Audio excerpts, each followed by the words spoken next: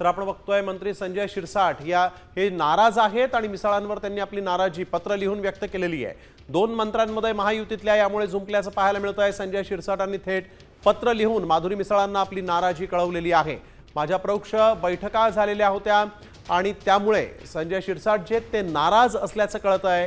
तसं पत्र देखील त्यांनी माधुरी मिसळांना लिहिलेलं आहे।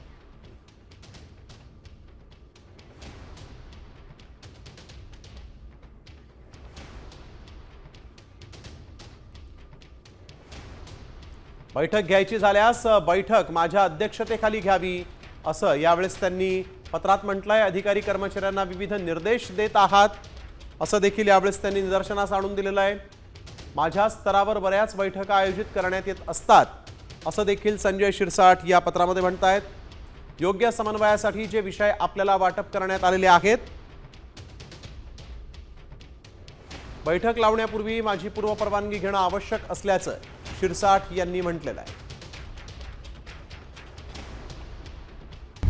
आता isakal.com आहे देशातील नंबर 1 ची मराठी न्यूज वेबसाईट। प्रत्येक अपडेटसाठी isakal.com ला नक्की भेट द्या।